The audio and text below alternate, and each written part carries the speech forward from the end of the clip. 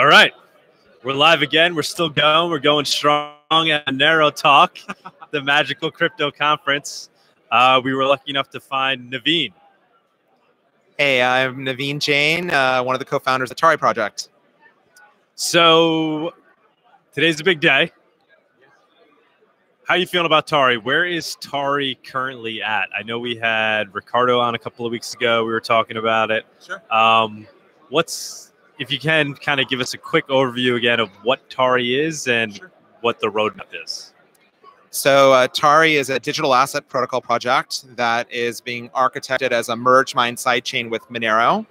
And one of the core philosophies behind Tari is that there are a lot of protocols out there, obviously, and there are a lot of protocols that are sort of like take a field of dreams approach in terms of how they're developed. So it's, hey, I have a really cool idea for a new technology.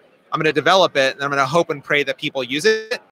And we just think that's not necessarily the best way to build a really useful protocol. So what we're doing is we're starting with an initial problem set, which happens to be something related to live event tickets. So in the live event ticketing space, one of the biggest problems is the fact that the original economic participants in the sale of a ticket, so the venue, the promoter, the artist or team, don't benefit generally when their tickets are resold. So you can imagine a world where if there was a programmable NFT platform or a protocol similar to, say, Tari, if the tickets were issued on something like Tari and you could set rules around those tickets, you could solve that problem. And then obviously we care deeply about the Monero ecosystem, so hence why Tari is a merge mine sidechain with Monero. And obviously we care about privacy. And you have a background in ticketing, right? Or right? Is that? Yeah. So I have a background in sort of live entertainment and technology, including ticketing. And then Dan, Ricardo, and my co-founder actually was one of the co-founders of Ticketfly. And he sold, Ticketfly was sold to Pandora for $450 million. It's actually the largest exit in the history of the ticketing space. So, it's the three of us who are collaborating with an incredible group of people in the Tari community and Tari Labs to help, hopefully make the Tari project a reality. That's awesome. So how did you find your way into Monero then? I know Tari makes sense now with the ticketing, but was it Monero first, then Tari? Yeah, so I started off mining Monero approximately 4 years ago. So, I care deeply about privacy. I think privacy is a basic human right.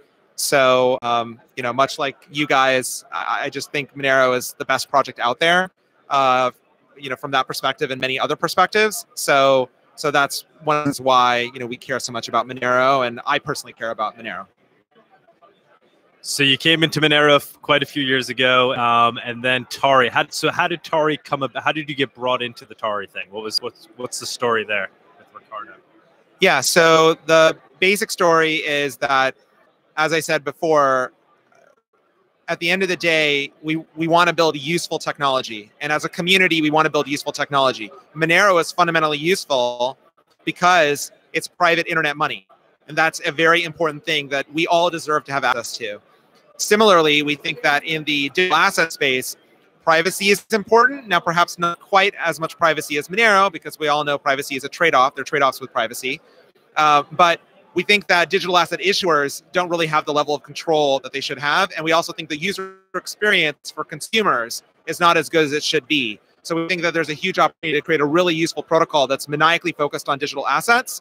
And that's what the Tari community also believes. And that's why we're working on the Tari project. I certainly think that the ticketing thing is a practical use case. But honestly, the first thing I think is when I hear about Tari, I think about ICOs or whatever we're calling them now, right? So just like a quick, easy way to kind of create new coins on top of an existing protocol. Is that one of the things Tari will be able to do? So ultimately, Tari is permissionless. So people will be able to use Tari for many things. Fundraising in some way could be a use case. It's not a use case we're really that focused on, but ultimately it's permissionless. So if someone wants to go and sort of run some kind of a token sale or something like that using Tari as an underlying protocol, there's not really anything we can do to prevent that, nor would we. I mean, I know it's certainly it comes with some controversy. ICOs are scammy, but there's obviously a real use case there. I mean, it was kind of responsible for the last bear market in part, right? The fact that Ethereum, it was so easy to kind of create these coins. So why aren't you guys talking that aspect up a little bit more as it kind of being the Ethereum killer? Like, I mean, I get just because you're gentlemen, or what's the reasoning there? Yeah. So again, I think that to your point, perhaps there is a business need out there, but I would argue that perhaps there isn't as much of a business need, because I'm just speaking for myself. I don't personally think that a lot of the tokens that were issued on other protocols are really that useful. It, you know, could be used as essentially a scam, because I don't think a lot of people who are buying these tokens really understand the technology or understand how these things really work. So they're kind of like being sold a story without really any substance. So from our point of view, we think that earning trust is really important. So we'd rather start and really focus our efforts and attentions on real business problems that are well established. And that's why we're maniacally focused on, in this case, a very real business problem as it pertains to ticketing at starting point. So about like Knox in general. So, you know, I mean, obviously, I would imagine you think in the future, you know, the NASDAQ and all those things are going to be running on a blockchain. That's something that we hope Tari would be a part of. So you could imagine a world that at the end of the day, it's a programmable NFT platform. So a lot of things that you can do with programmable non-fungible tokens, you will probably be able to do in some way, you know, subject to some limitations, of course, with the Tari protocol. So you could certainly imagine a world where others out there are thinking about things like security tokens or other sorts of things.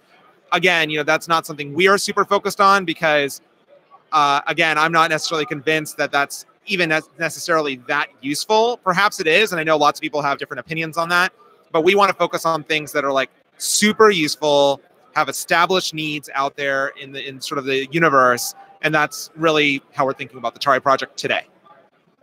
So Big Neon is kind of the first, like the first way of implementing Tari potentially, right? And that's launched. I mean, Big Neon was used here today, but obviously Tari wasn't used to launch that, right?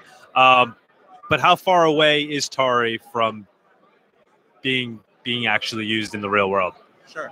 So, so you're right. So Big Neon is a application that is, you know, being developed by the Tari community and Tari Labs, and it's a live event ticketing platform.